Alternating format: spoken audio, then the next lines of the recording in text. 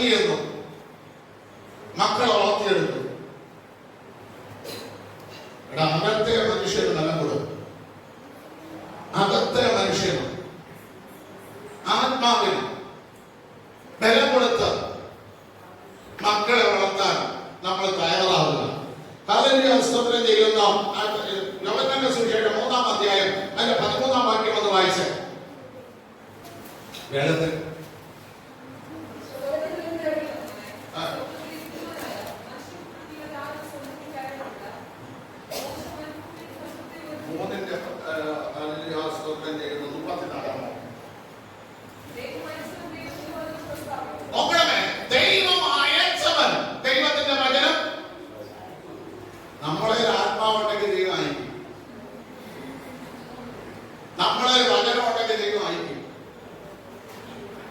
എവിടെ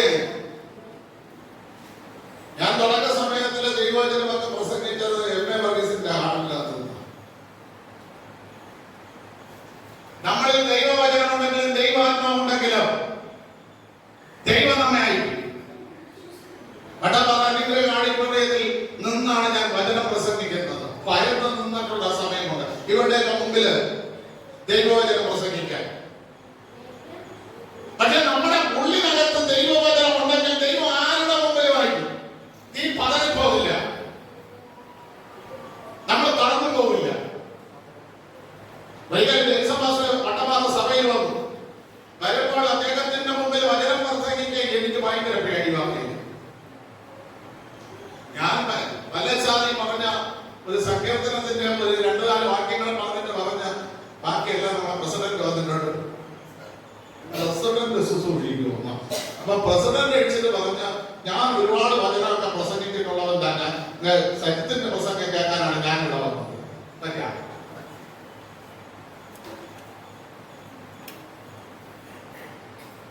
ദൈവത്തോട് നിലവിളിച്ചുകൊണ്ട് മനസ്സുകൊണ്ട് നിലവിളിച്ചുകൊണ്ട് അന്ന് പ്രസിഡന്റിന്റെ മുമ്പിൽ പ്രസംഗിക്കാൻ ഒരു അവസരമായി. പ്രസിഡന്റ് എന്ന് പറഞ്ഞ ഒരു വാക്കിലാണ് ഞാൻ സജിത്തിനൊരു പേരിടുകയാണ് പ്രസംഗി എന്ന്. അപ്പൊ സെല്ലാൻ ചോദിച്ചു എന്താണ് മാസ്റ്റർ അങ്ങനെ പറയുന്നത്? നല്ല പ്രസംഗമാണ് പ്രസംഗിച്ചത്. മനസ്സിലായ? എന്നാൽ അവരെന്ത് ചെയ്ത് കാണാം. അതാണ് ഞാൻ തുറന്നു പറയുന്നു. പ്രിയ ദൈവങ്ങളെ, ദൈവം അയച്ചിട്ടുണ്ടെങ്കിൽ ദൈവവചനം നമ്മുടെ ഉള്ളിൽ തരും. ദൈവത്തിന്റെ ആത്മാവ് നമ്മൾ വസിക്കുന്നുണ്ടെങ്കിൽ ദൈവവചനം നമ്മൾ ശക്തമായി പ്രസംഗിക്കും. ഹല്ലേലൂയ, സ്തോത്രം. കാരണം പുതിയ നിയമത്തിൽ വരുമ്പോൾ റോമാലേഖനം 8-ാം അധ്യായം അതിന്റെ 15-ാം വാക്യം തൊട്ട് നിങ്ങൾ വായിക്കുമ്പോൾ ദൈവം നമ്മളെ പൗലോസ് പറയുന്നത് അത് സ്തോത്രം ചെയ്യുന്ന അപ്പാ പിതാവേ എന്ന് വിളിക്കുന്ന വചനം. നിങ്ങൾ പിന്നെയും ഭയപ്പെടേണ്ടതില്ല. ദാസ്യത്തിന്റെ ആത്മാവാണ് നമുക്ക് വെളിപ്പെട്ട് വന്നിരിക്കുന്നു എങ്കിൽ ഒരാളിന്റെ അടുത്ത് നിന്ന് പറയുകയാണ് 10 വാക്ക് പറയാൻ, അല്ലെങ്കിൽ ഒന്ന് പ്രസംഗിക്കാൻ, അല്ലെങ്കിൽ ഒന്ന് പ്രാർത്ഥിക്കാൻ, അല്ലെങ്കിൽ അവരെ ഒന്ന് ബ്ലസ് ചെയ്യാൻ നമ്മളോട് പറയുമ്പോൾ നമുക്ക് തന്നെ തോന്നുന്നു ഞാൻ ഇവരുടെ മുമ്പിൽ എന്ത് പ്രാർത്ഥിക്കാൻ, എന്ത് ബ്ലസ് ചെയ്യാനെന്നാ. പക്ഷെ നമ്മളിൽ തന്നിരിക്കുന്ന അപ്പ പിതാവേ എന്ന് വിളിക്കുന്ന സ്വപുത്രന്റെ ആത്മാവിനെ തന്നിരിക്കുന്നു. മനസ്സിലായോ? ഈ ആത്മാവിനെ ദൈവം സ്നേഹിക്കുന്നവർക്കാണ് തന്നിരിക്കുന്നത്.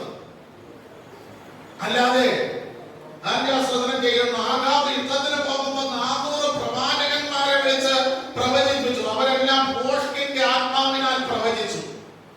നീ പോകുക, യുദ്ധത്തിന് വേണ്ടി നീ കൃതാർത്ഥനായി വരും.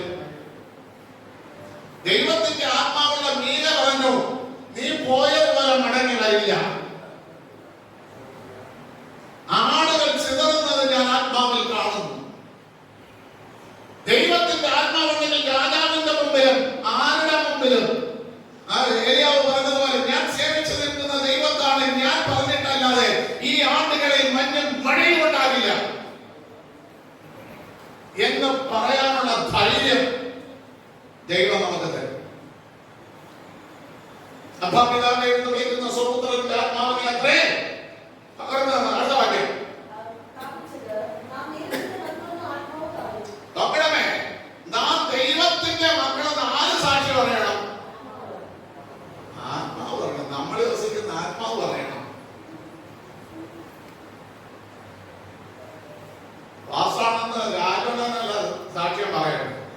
എന്റെ ദൈവം പറയണം എന്നെ.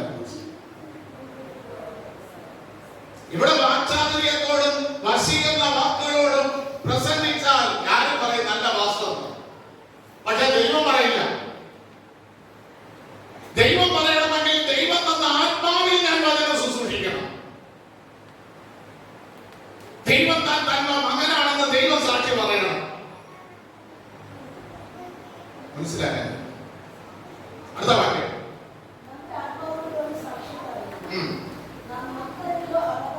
മക്കളെ മക്കളെങ്കിൽ അവകാശികൾ. ഈ ആത്മാവ് സാക്ഷ്യം പറഞ്ഞു നമ്മൾ അവകാശിയായി. എന്തിനൊക്കെ അവകാശിയായി?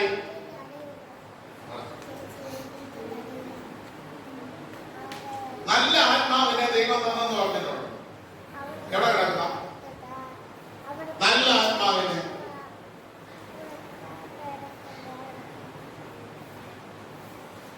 നഹമ്യാവിന്റെ പുസ്തകം 9-ാം അധ്യായം 20-ാം വാക്യം വായിച്ചു.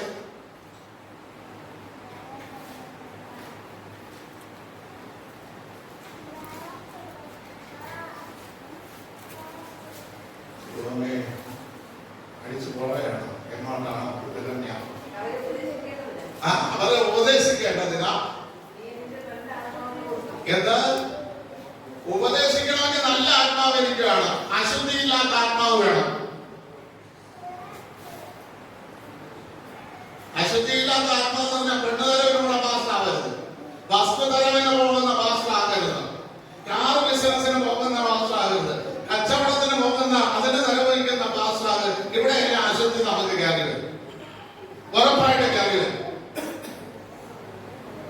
വസ്തുതരവിന് പോകുമ്പോൾ നമ്മൾ പറയും അല്ല ഇവിടെ കുഴപ്പമൊന്നുമില്ല, ഇവിടെ കുഴപ്പമില്ലെന്നുള്ളത് അവിടെ ആദ്യം താമസിച്ചവർ പറയണം. ഞാനല്ല പറയേണ്ടത് എന്നാണ് ആവർത്തന 13-ൽ പറയുന്നത്. അപ്പൊ അശുദ്ധി തന്നെ. നല്ല ആത്മാവിനെ അവരെ ഉപദേശിക്കേണ്ടതിന് ഞാൻ നല്ല ആത്മാവിനെ കൊടുത്തു. ആ നല്ല ആത്മാവിനെ ഉപദേശിക്കുന്ന പാസ്റ്റർക്ക് എന്തോരുമില്ല.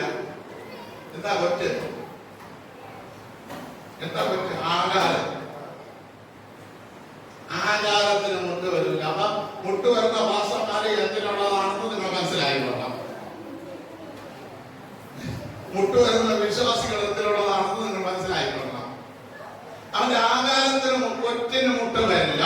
അടുത്ത മന്ന പുതിയ അനുഗ്രഹങ്ങൾക്ക് പുതിയ നന്മകൾക്ക് മുട്ട വരില്ല. ദാനത്തിന് വെള്ളം മുട്ട വരില്ല. ഇങ്ങനെ 40 സംവത്സരം ഒരു പുരുഷായുസിന്റെ ആയുസ് 40 വർഷം. ചെറിയ ഭാഷ പറയുന്നതാണ്. ഒരു 4-5 മാസം കൂടെ കഴിഞ്ഞാൽ 40 വർഷം ശുശ്രൂഷയിലായിരുന്നു. മഹാഭാഗ്യമാകട്ടെ. 39 വർഷവും 6 മാസവും കഴിഞ്ഞാൽ പുള്ളി ശുശ്രൂഷയിൽ ഇറങ്ങിയത്. 40 വർഷമൊക്കെ ഒരേപോലെ നിന്ന് ശുശ്രൂഷിക്കുക എന്ന് പറഞ്ഞാൽ അതൊരു ഭാഗ്യമാണ്. ഒരു പുരുഷായുസ് ദൈവത്തിന്റെ വിധിയിലായിരുന്നു. ഹല്ലേലൂയ, സ്തോത്രം. അദ്ദേഹങ്ങളുടെ വചനം ആദ്യം അദ്ദേഹം ഇരിക്കുന്ന സഭയിൽ വചനം ശുശ്രൂഷിക്കുമ്പോ ബിജെപിക്കാർ അടിച്ചിട്ടുണ്ടോ? അടി കൊണ്ടുനിന്ന് പ്രസംഗിച്ചിട്ടുണ്ടോ? ഹല്ലേലൂയ, സ്തോത്രം. സഭയിൽ ഇരിക്കാൻ തുടങ്ങിയിട്ട് വർഷങ്ങളിൽ 27 വർഷം കഴിഞ്ഞത്. നിങ്ങൾക്ക് ആലോചിച്ച് നോക്ക്. അദ്ദേഹത്തിന്റെ മുടിയുണ്ട ഒരു ശകലം പോലും നരയ്ക്കാനില്ല. ഹിമം പോലെ വെളുത്ത തല.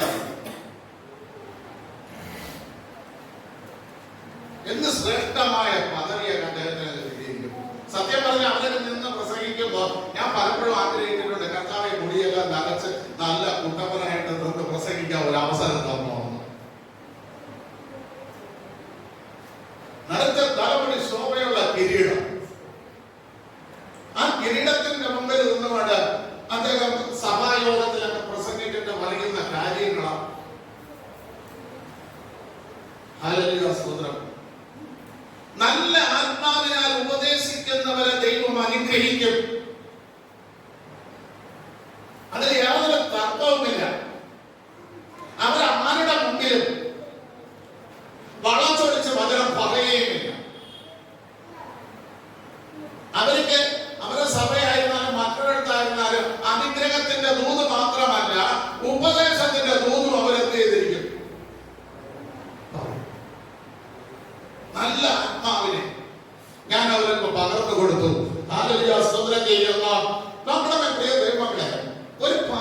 അല്ലെങ്കിൽ ഒരു വിശ്വാസി യെശയ്യാ പ്രവാചകന്റെ പുസ്തകം 44-ാം അധ്യായം അതിന്റെ 26-27 വാക്യങ്ങൾ ഒന്ന് വായിച്ചു.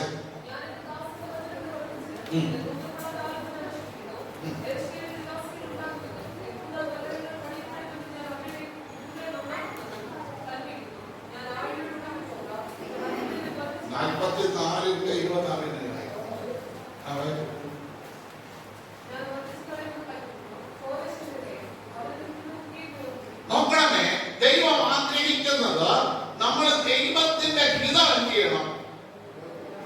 നിവർത്തിക്കണം. ആ നിവർത്തിക്കാൻ നമ്മൾ ആഗ്രഹിക്കുമ്പോൾ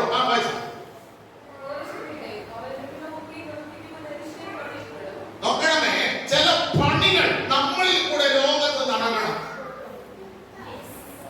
അതിന് ദൈവത്തിന്റെ ഹിതം. നമ്മളെ ഒരു സ്ഥലത്തേക്ക് ദൈവം അയക്കുന്നത് നമ്മളിൽ കൂടെ ചില പണികൾ ചെയ്യണം. അതിനു വേണ്ടി അയക്കുന്നത്. അതിന് ദൈവത്തിന്റെ ഹിതത്തിലായിരിക്കണം നമ്മൾ പ്രവർത്തിക്കുക. ദൈവ ഇഷ്ടത്തിൽ. അടുത്ത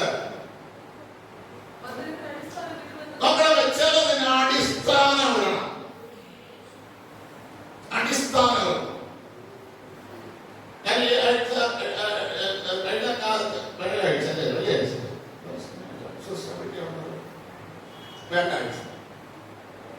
അന്ന് പ്രാർത്ഥിക്കുമ്പോൾ ദൈവം എന്നോട് പറഞ്ഞത് ചില അടിസ്ഥാനങ്ങൾ ഇവരെ കൊണ്ട് ഇടിയിക്കണം.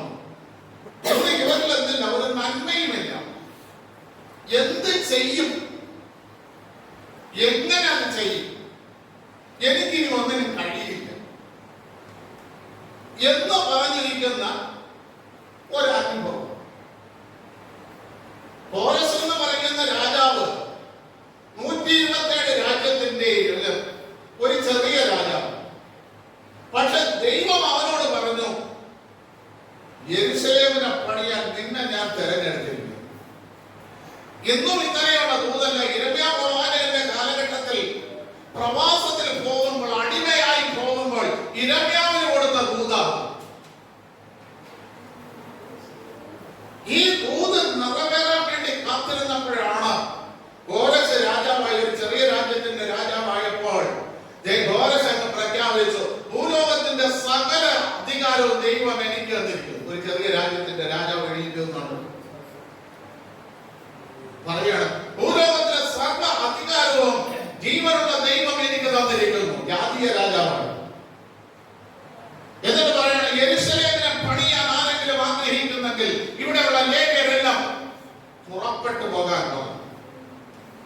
3800 പേർ അടിമമുഖത്തിലേക്ക് പോയപ്പോൾ കോരസ് പ്രഖ്യാപനം നടത്തിയപ്പോൾ 48,600 പേർ എന്ത് ചെയ്തു? ആരെയും പണിയാൻ ഇറങ്ങി വന്നു. അപ്പൊ ഒരാള് നേതൃത്വം കൊടുക്കാൻ ഒരാൾ വേണം. ആ നേതൃത്വം കൊടുക്കുന്ന ആള് ദൈവഹിതമുള്ളതായിരിക്കണം. അവരടിസ്ഥാനങ്ങൾ മനസ്സിലായി. അവിടെ സാമ്പത്തികമല്ല വിഷയം, അധികാരമല്ല വിഷയം, ദൈവഹിതമാണ് വിഷയം. ദൈവഹിതമുള്ള ആൾ അടിസ്ഥാനം കിട്ടും.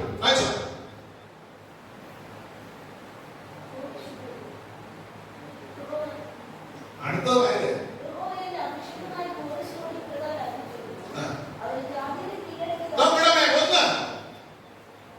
നീ ദൈവഹിതം ചെയ്യാൻ ഇറങ്ങിയാൽ നിനക്കാണ് ജാതികളെ കീഴാക്കാൻ കാത്തിരിക്കുന്നത്.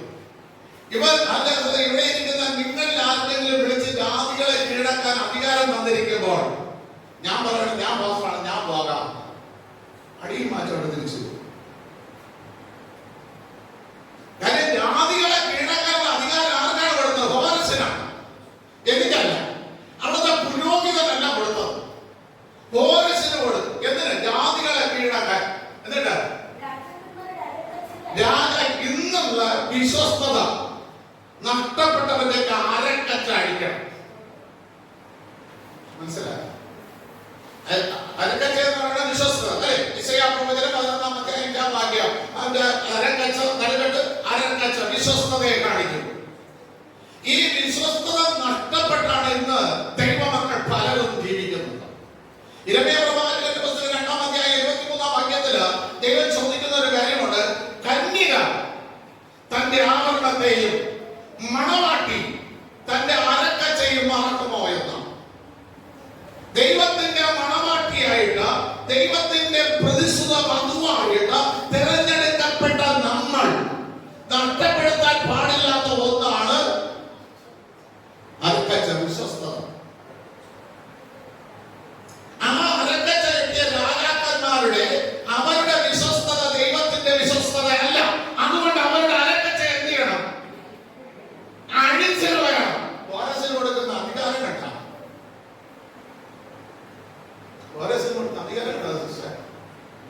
വിശ്വസ്തതയില്ലാതെ കരയിട്ടുകൊണ്ട് അടങ്ങുന്നവന്മാരുണ്ട്. അവരുടെ കച്ച എന്ത് ചെയ്യണം?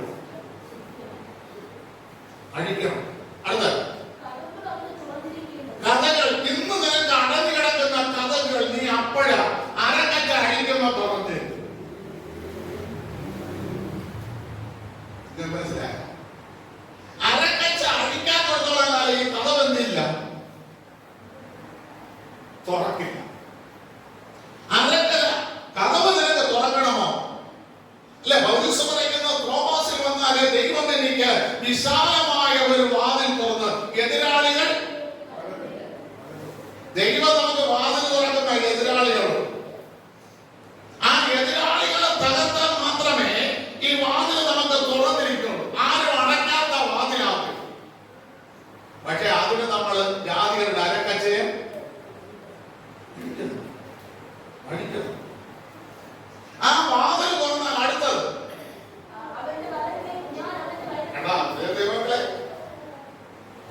അവിടെ വന്ന വാക്യം കണ്ട, ഞാൻ അവന്റെ വലം കൈ പിടിച്ചിരിക്കും. എന്ത് പിടിച്ചു? വലം കൈ. വലം കൈ ദീർഘായുസ്. അപ്പൊ നമ്മള് ആയുസ് കൂട്ടാൻ എന്ത് ചെയ്യണം? ഞാൻ എന്നാളെ ചോദിച്ചു, മോശയ്ക്ക് ശേഷം 120 വയസ്സിന് കൂടുതൽ മുമ്പിൽ ജീവിച്ചിരുന്ന ആള് ഉണ്ടോ എന്ന്. എന്നിട്ട് വചനവും ഞാൻ പറഞ്ഞു, ജീവിച്ചിരുന്ന ആളുടെ പേര് ഞാൻ പറഞ്ഞു. എന്നിട്ട് ഞാൻ പറഞ്ഞു, വീട്ടിൽ പോയി അയാൾക്ക് എന്തിനാണ് ആയുസ് കൊടുത്തതെന്ന് വായിക്കാൻ പറഞ്ഞു.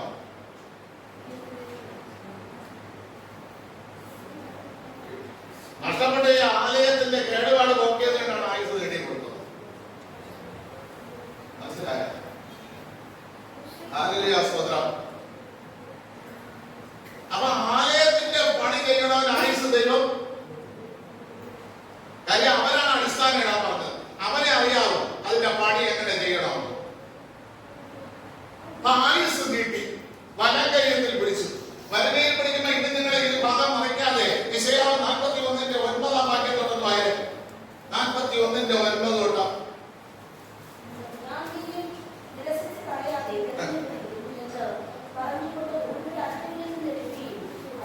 അത് 43. 41-ന്റെ വരുന്നത് അത് ഞാൻ വായിച്ചു.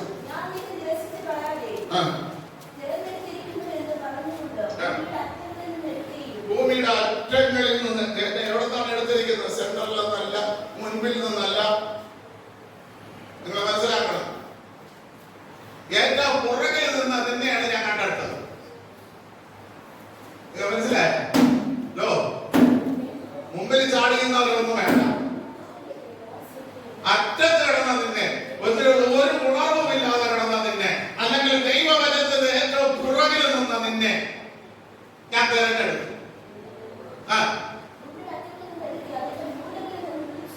അതിന്റെ മൂലയിൽ നിന്ന്, മൂലയിൽ നിന്നെ ശൗര്യകാലം തിരിഞ്ഞ് വിളിച്ചിരുന്നു. അവിടെ ദൈവപ്പെട്ടില്ല, നിന്നെ തന്നെ ഞാൻ തിരഞ്ഞെടുത്തു. അല്ലെ? സമ്മാനങ്ങളുടെ ഇടയിൽ ചെന്ന് അവൻ എന്ത് ചെയ്തു?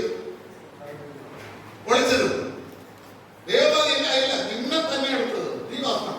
കുറെ ധർമ്മങ്ങൾ നിന്നൊക്കെ പഠിപ്പിച്ചു തരാം. എടുത്തു.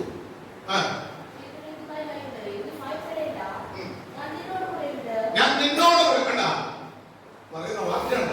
ഞാൻ നിന്നെ അറ്റത്തുനിന്ന് തിരഞ്ഞെടുത്തിട്ടുണ്ടെങ്കിൽ, ഒരു മൂലയിൽ നിന്ന് നിന്നെ തിരഞ്ഞെടുത്തെങ്കിൽ ഞാൻ നിന്നോട് കൂടെ ഉണ്ട്. മറ്റാരും മുമ്പിൽ നിന്നവരെ കൂട്ടത്തില്ല. ചാടി നിന്നവരെ കൂട്ടത്തൊന്നും ഞാൻ എന്നില്ല.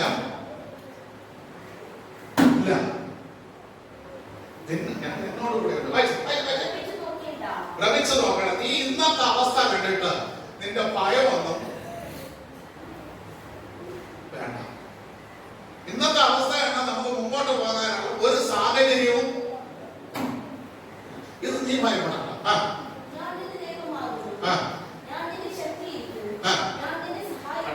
അപ്പൊ ഇപ്പോഴത്തെ ശക്തികളുടെ ആരിലും കൂടാതെ തീരുള്ളൂ. ഇപ്പോഴത്തെ ബലഹീനത ആരിലും കൂടെ മാറുള്ളൂ. ദൈവത്തിൽ കൂടെ മാറുള്ളൂ. അല്ലെ? യിരെമ്യാ പ്രവചനം 46 എടുക്കട്ടെ. പലരും വചനമുണ്ട്. നീ ധാരാളം മരുന്ന് ഉപയോഗിക്കുന്നത്, ബാബേലിൽ ചെന്ന് മരുന്ന് വാങ്ങിച്ചുകൊണ്ട് കുടിക്കുന്നത് ബന്ധം. നിന്റെ ദൈവവചനം ആശ്രയിക്കണം എന്ന് യിരെമ്യാ പറയുന്ന ഒരു വചനമുണ്ട്. നീ ധാരാളം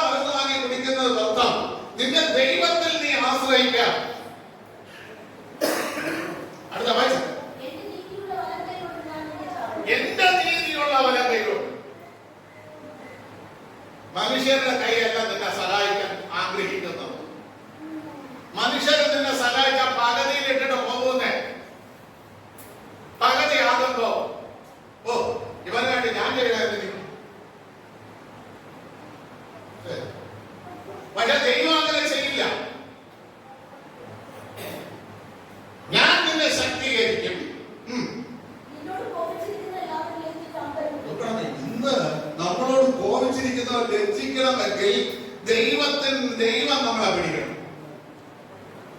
എന്ന് നമ്മൾ മൂലയിൽ ഒതുങ്ങിയിരിക്കുന്നിടത്ത് ഫ്രണ്ടിൽ വരണം.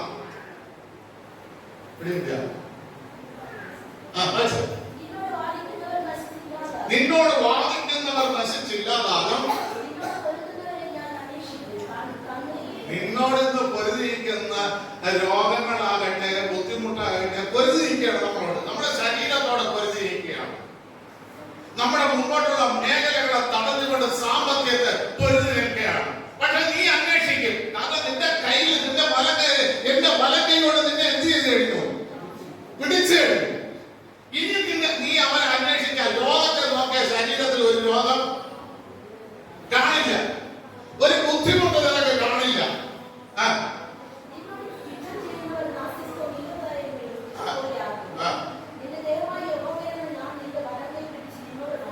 ദൈവം വലക്കൈ കൊണ്ട് നമ്മുടെ വലക്കൈ പിടിച്ചു.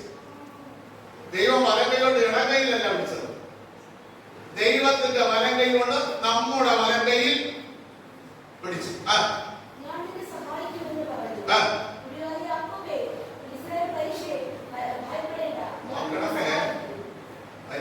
പരീക്ഷ എന്ന് പറഞ്ഞുകൊണ്ട് വേറൊരു സ്ഥലത്തൊരു വാക്കുണ്ട്. 3 സ്ഥലത്തുണ്ട് പരീക്ഷ.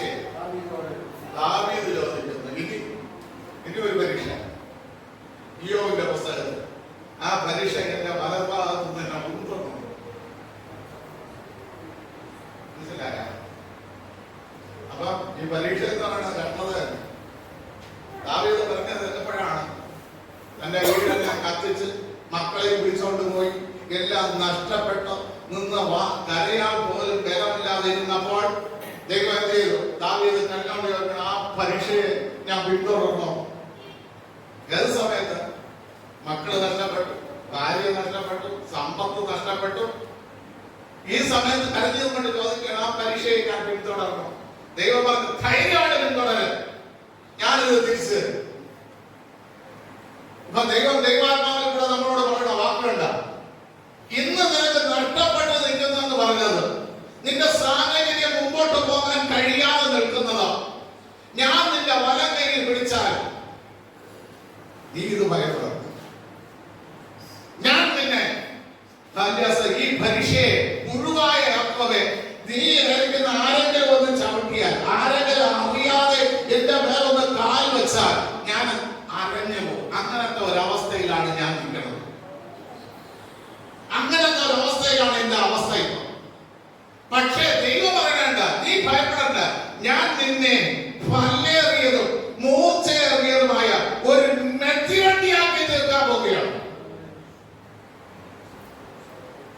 ഇന്ന് പകൽക്കാലം ആരെങ്കിലും ആ ഒരു അനുഭവത്തിൽ ഇരിക്കണമെങ്കിൽ, ഞാൻ തകർന്നു പോയി, ഞാൻ മുടിഞ്ഞു പോയി, എനിക്കൊരു രക്ഷയില്ല, എനിക്കിനി മുമ്പോട്ട് പോകണമെങ്കിൽ ആരെങ്കിലും അറിയാതെ ഒന്ന് കാല് വെച്ചാൽ ഞാൻ നശിക്കും എന്ന ചിന്തയിൽ ഒരു പുഴുവിനെ പോലെ ചിന്തിച്ചു കൊണ്ടിരിക്കാൻ ഇല്ല. ഞാൻ മരിക്കാനല്ല ദൈവം എന്നെ വിളിച്ചത്. ജീവിച്ചിരുന്ന ദൈവത്തിന്റെ സന്നദ്ധയിൽ വലിയ അത്ഭുതങ്ങൾ കാണാൻ, അത്ഭുതങ്ങൾ കാണാൻ, നിന്നെ ഇനിയും മൂർച്ചയേറിയതാക്കി മാറ്റാൻ ദൈവത്തിന് കഴിയും. ദൈവത്തിന് കഴിയും. ദൈവം പറയുന്നു, ഞാൻ നിന്നെ പല്ലേറിയതും മൂർച്ചയേറിയതുമായ ഒരു മെതിവണ്ടിയാക്കും. അടുത്ത പറയുന്ന വാക്ക് നോക്കണമേ, പർവ്വതങ്ങളാണ് നിന്റെ മുമ്പിൽ നിൽക്കുന്നത്. നിനക്ക് മറികടക്കാൻ കഴിയാത്ത വിഷയമാണ് നിന്റെ മുമ്പിൽ നിൽക്കുന്നത്.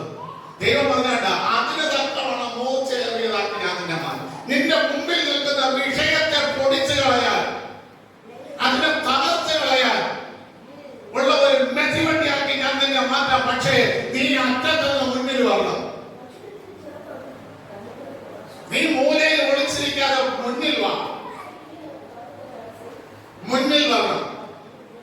ഇശയ്യാ 45 നമ്മൾ വായിക്കുമ്പോൾ അവിടെ എഴുതിയിരിക്കുന്നത്, ആദ്യാസത്തിലെ 3-ാം വാക്യം വായിച്ചു.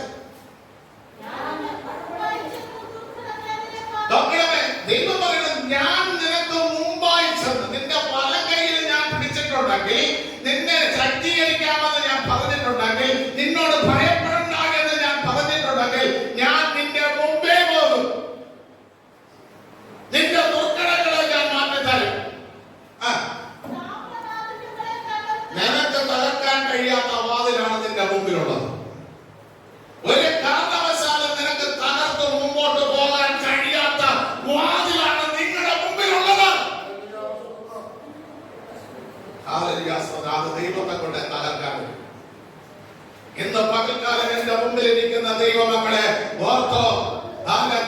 ഒരിക്കലും തകർക്കാൻ കഴിയാത്ത ഒരു വാതിൽ വെച്ച് ശത്രു അടച്ചു കഴിഞ്ഞു.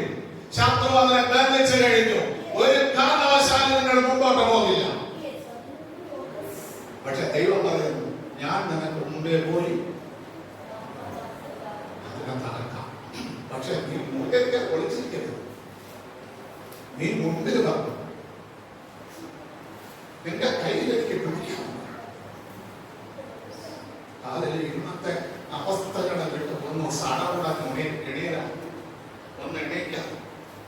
ഞാൻ ദൈവത്തിന് വേണ്ടി പ്രയോജനം ചെയ്യും. ദൈവം വിളിച്ച വിളിക്കൊത്തമാണ് ഞാൻ ജീവിക്കും എന്ന ഒരു തീരുമാനമെടുക്കാം. നിന്റെ താമ്ര മതിലുകളെ ഞാൻ മുടക്കി പടുത്ത് കണ്ടിക്കുമെന്ന്. വാതിൽ എങ്ങനെ വെച്ചിരിക്കുന്നു? തടി കൊണ്ടുള്ള സാക്ഷയല്ല, പിന്നെ ഇരുമ്പ് കൊണ്ടുള്ള ഓടാമ്പൽ വെച്ച്. ഒരിക്കലും നീ തുറക്കരുതെന്ന് പറഞ്ഞ ബന്ധിച്ചു വെച്ചിരിക്കുന്ന ബന്ധനങ്ങളെ പ്രിയ ദൈവമക്കളെ നിങ്ങളെ കൊണ്ട് തകർക്കാൻ കഴിയില്ല. ഒരിക്കലും ഇവന്റെ കുടുംബം രക്ഷപ്പെടരുത്, ഇവന്റെ തലമുറ ഒരിക്കലും അനുഗ്രഹിക്കപ്പെടരുത്, ഇവരെ ദൈവം വിളിച്ച വിളിക്കൊത്തവണ്ണം ഇവരെ ശോഭിതമാകരുത് എന്ന് പറഞ്ഞുകൊണ്ട് ശത്രു വെച്ചിരിക്കുന്ന ഇരുമ്പോടാമ്പലുകളെ നിങ്ങൾക്ക് തകർക്കാൻ കഴിയില്ല. തകർക്കുന്ന ഒരു ദൈവമുണ്ട്. അവന്റെ പുറകെ പോകാൻ ഇന്ന് പകൽക്കാലം ഇതിനകത്ത് ആരും തയ്യാറുണ്ട്. അവന്റെ പുറകെ നിങ്ങൾ പോകാൻ തയ്യാറുണ്ടെങ്കിൽ, അവന്റെ പുറകെ നിങ്ങൾ ജനിക്കാൻ തയ്യാറുണ്ടെങ്കിൽ ഇന്ന് പകൽക്കാലം വിടിവിക്കാൻ ദൈവം വിടിവിക്കാൻ അവന്റെ പുറകെ പോകണം. അല്ലെ, പുതിയ നിയമത്തിനകത്ത് യോഹന്നാന്റെ സുവിശേഷം 10-ാം അധ്യായം അതിന്റെ 3-ാം വാക്യം കൂടെ വായിച്ച് നമുക്ക് നിർത്താം. ഹല്ലേലൂയ.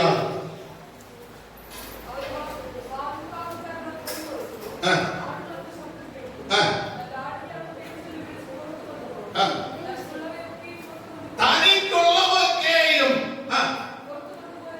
പുറത്തു കൊണ്ടുപോയ ശേഷം അവയ്ക്ക് മുമ്പായി നടക്കും. ശത്രു വരുന്നത് പറഞ്ഞുകൊണ്ട് കർത്താവ് പുറകെ അല്ല, ദൈവമക്കളുടെ പുറകെ അല്ല പോണത്.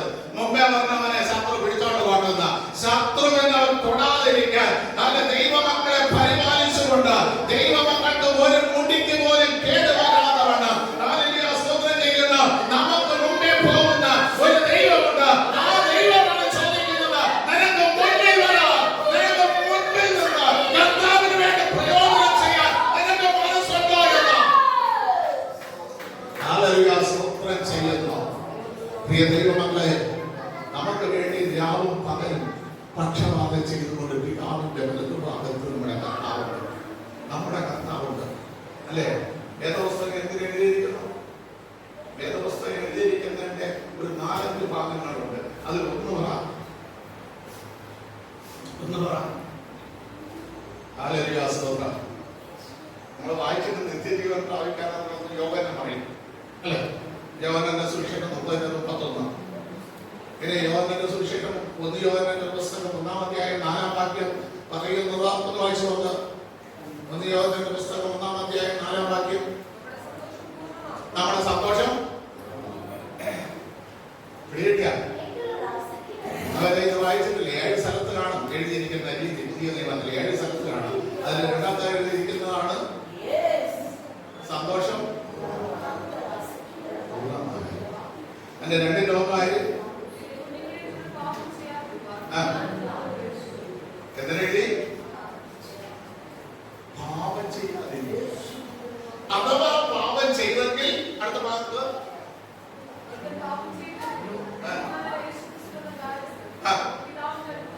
നമ്മുടെ പിതാവിന്റെ അടുക്കൽ നീതിമാനായ കാര്യസ്ഥനായ കർത്താവ് ഉണ്ട്. നമ്മൾ അറിയാതെ പാപം ചെയ്തെങ്കിൽ, അറിഞ്ഞുകൊണ്ട് പാപം ചെയ്തെങ്കിൽ ഒന്ന് ഏറ്റുപറഞ്ഞ ദൈവത്തിന്റെ സന്നിധിയിൽ ഒന്ന് കരുണയ്ക്ക് വേണ്ടി അപേക്ഷിച്ചാൽ നീതിമാനായ നമ്മുടെ കർത്താവ് പിതാവിന്റെ വലതുഭാഗത്തുണ്ട്. നമുക്ക് വേണ്ടി പക്ഷപാതം ചെയ്തുകൊണ്ട് നമുക്ക് വേണ്ടി ദൈവത്തോട് പിതാവിനോട് ദുഷ്ടന്റെ